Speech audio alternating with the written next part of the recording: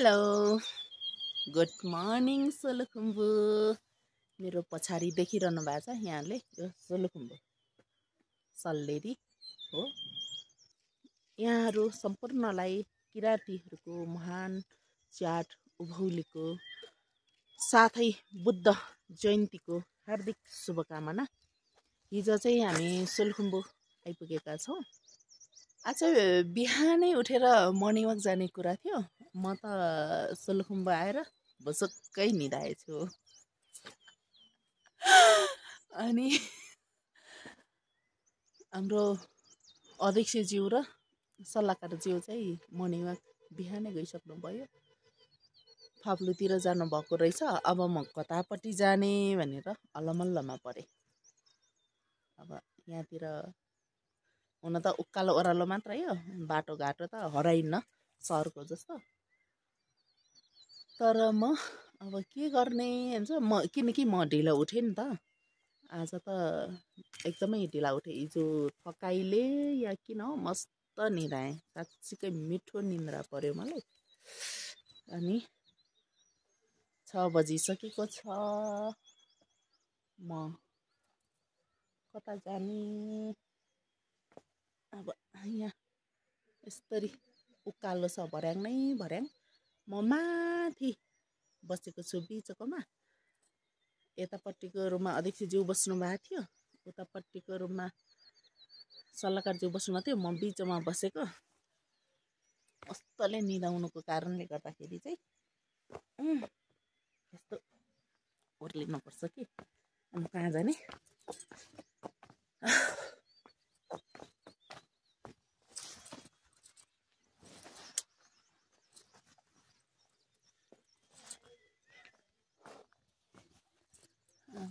यहाँ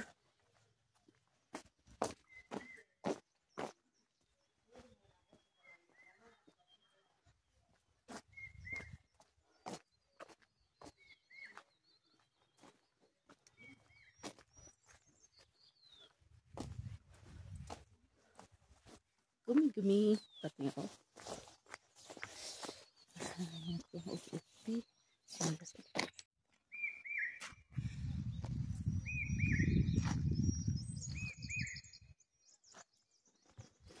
अनि यहाँतिरको हावा यति मिठो छ नि, तपाईँहरू एकपटक आउनु भने घरिघरि आउँ लाग्छ कि।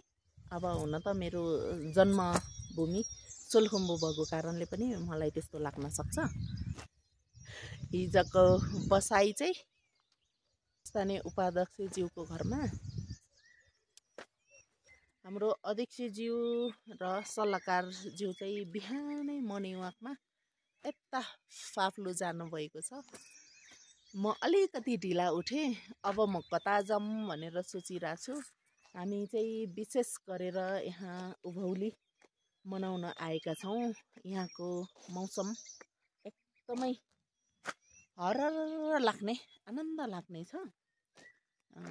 यहाँ बिहानै उठेर मर्निङ वाक गर्ने कि भन्ने कुरो चलिरहेको थियो। म चाहिँ मस्तले निदाएँ आफ्नो माटोमा। जन्मभूमिमा आएकोले होला, जन्म जिल्लामा आएकोले होला मस्त निदाएँ। अनि यहाँको चाहिँ यस्तो छ, अलिकति चिसो चिसो मौसम छ। सबै हरियाली छ, रमाइलो छ। म चाहिँ बिचमा उठेँ। अब म कता जाने सोचिरहेको छु। यता हाम्रो सल्लेरी, योदेखि नै यताको साइड सल्लेरी हो। म सल्लेरी जाने कि फाप्लु जाने? मैले हाम्रो सल्लाहकारज्यूलाई फोन गरिसकेको छु। उहाँहरू फाप्लु हुनुहुन्छ। अनि फाप्लु नै जाने हो कि थाहा छैन। यताको हरियाली जङ्गल,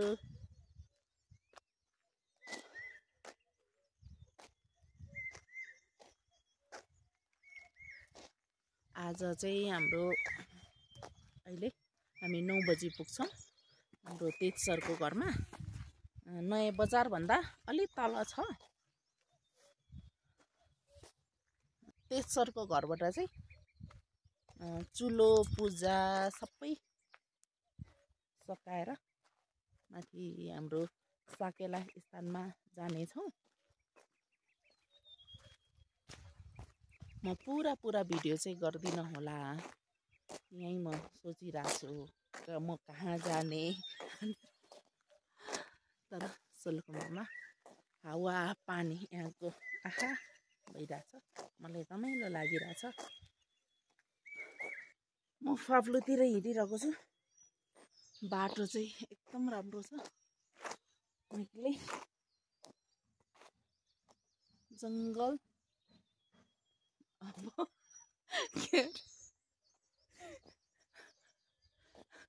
ढिला उठेपछि त ग्रुपमा म छुटिहालेँ। हाम्रो अध्यक्षज्यू र सल्लाहकारज्यू बिहानै हिँड्नुभयो, म नि हिँडिरहेको छु।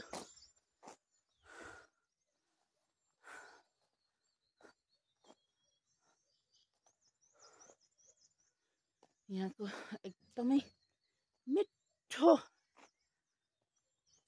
हावापानी, हावा के भन्ने,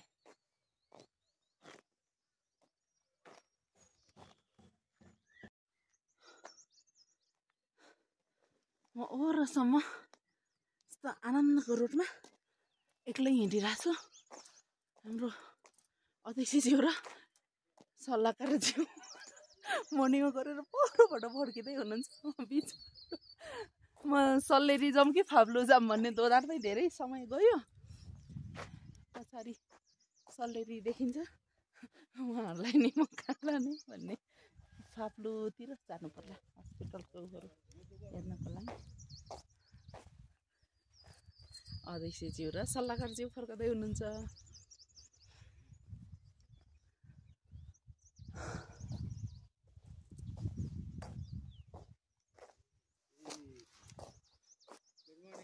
गुड मर्निङ।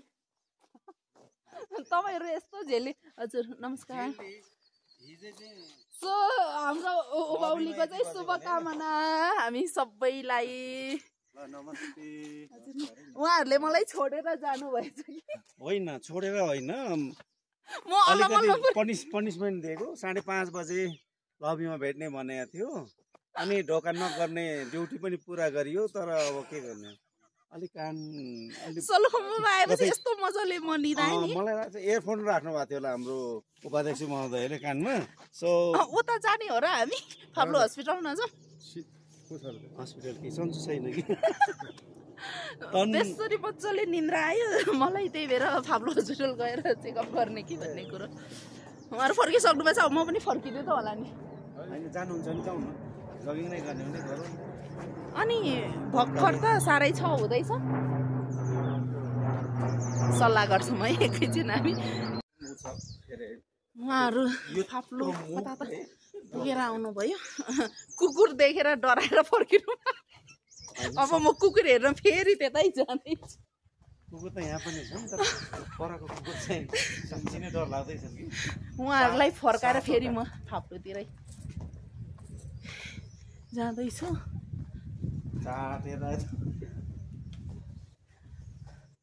बिस्कुट हजुर, त्यही गर्ने गरेको। त्यही हो कि कस्तो कालो, कस्तो ठुलो मोटो। ओ सोलुखुम्बुको हावापानीले गर्दाखेरि भोटे रकमानी में है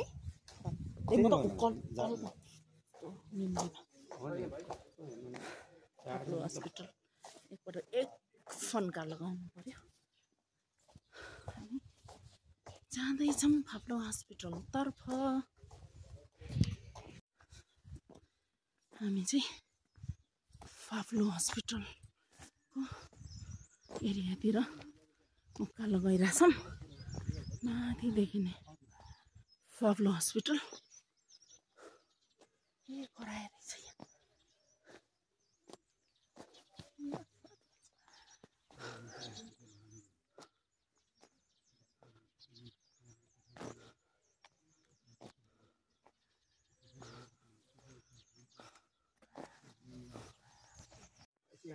फाप्लु पुरानो हस्पिटल चाहिँ यहाँ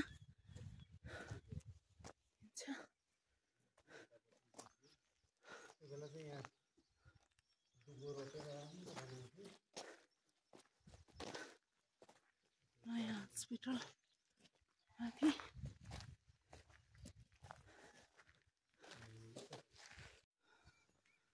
फाप्लु हस्पिटलको प्राङ्गणमा हामी पुगिसकेका छौँ।